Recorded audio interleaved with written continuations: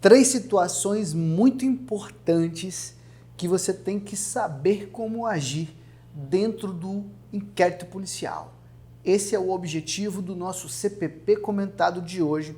Nós vamos estudar os artigos 15, 16 e 17 do CPP numa toada só.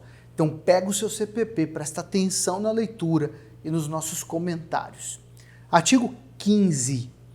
Se o indiciado for menor, ser-lhe-á nomeado curador pela autoridade policial.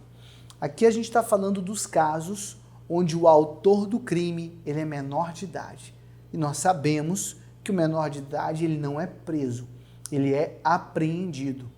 E se você não conseguir, se o delegado de polícia não conseguir identificar quem é o genitor, quem é a genitora, o responsável por aquele menor de idade, ele pode sair agindo de qualquer jeito?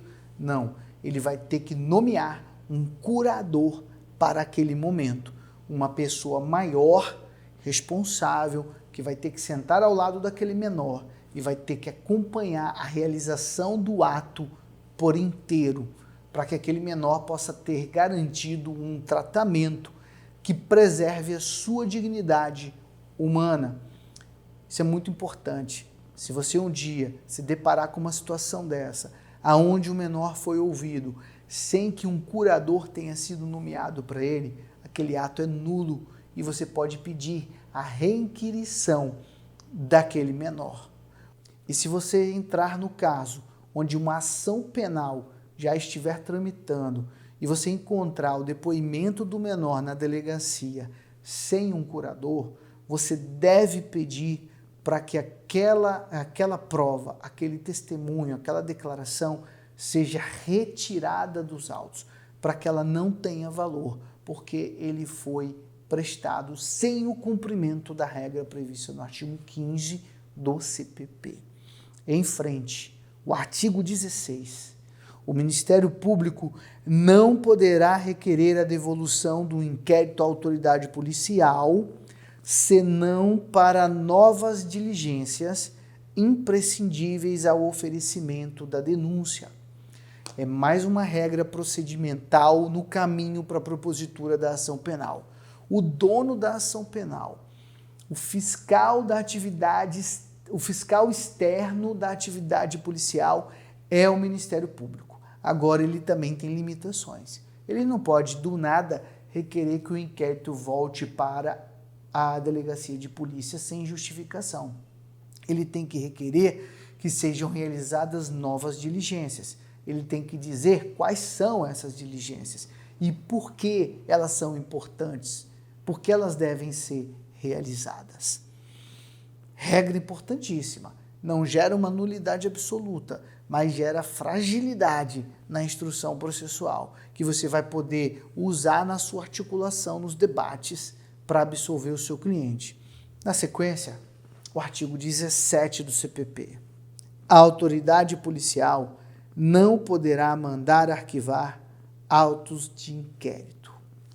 Chega lá uma notícia crime, um boletim de ocorrência lavrado na delegacia de polícia, depois da lavratura ele vai para as mãos do delegado de polícia.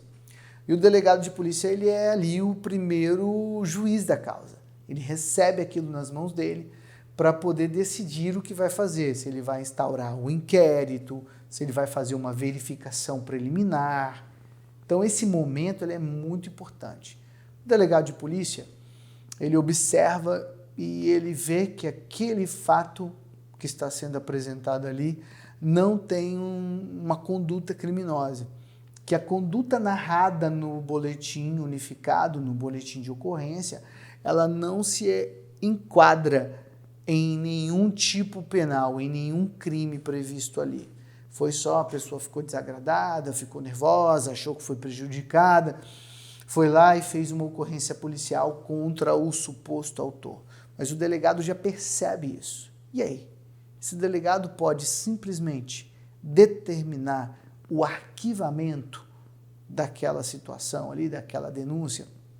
Não, ele não pode determinar por conta própria o arquivamento. O que acontece no dia a dia das delegacias de polícia? Eles não instauram um inquérito policial, eles não fazem uma portaria para instaurar um inquérito policial. Eles instauram um procedimento de verificação preliminar, aonde eles vão fazer algumas investigações, apurar alguns fatores, alguns fatos, algum conteúdo, para ver se ali existe alguma conduta criminosa.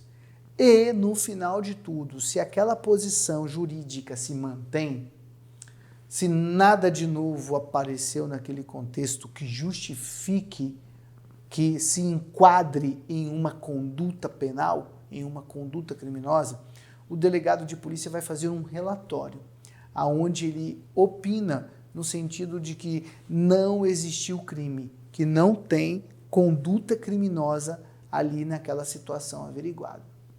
E depois que ele faz isso, ele fecha aquela averiguação, aqueles autos de verificação preliminar e envia para o Ministério Público. O Ministério Público vai estudar o caso e vai ou pedir novas diligências, ou vai propor uma ação penal com o que ele já tem ali, ou então ele vai propor o arquivamento.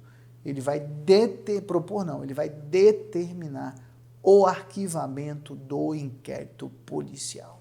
É isso que acontece na regra do jogo.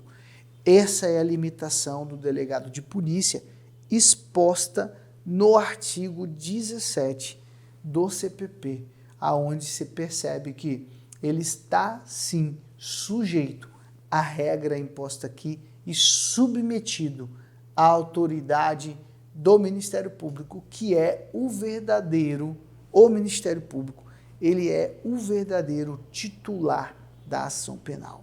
Então vamos recapitular. O artigo 15 trata da necessidade de se nomear um curador para o depoimento do menor, quando ele for apreendido. Se não houver a nomeação de um curador e você entrar na regra e você entrar no jogo lá na ação penal, o que você deve fazer? Você pode requerer que aquela prova não tenha valor, que ela seja invalidada, que ela não seja usada para a formação do juízo de condenação daquele menor. O 16 diz que o Ministério Público pode requerer o retorno do inquérito policial. Agora, tem que ser fundamentado, tem que ser para produção de diligências, ele tem que apontar a direção. E as diligências têm que ter uma fundamentação que mostre, que demonstre que ela é imprescindível para o oferecimento da ação penal. E o 17 nos mostra a regra de que o delegado de polícia, sozinho, por conta própria, não pode determinar o arquivamento do inquérito policial. Ele deve fazer uma investigação preliminar, juntar aquele conteúdo e remeter os autos para o Ministério Público, que esse sim vai decidir o que faz. Se pede diligências, se pede arquivamento ou até se denuncia com só aquilo que ele tem na mão. Bom, espero ter contribuído para o teu desenvolvimento profissional. Um grande abraço para você. Deus te abençoe sempre.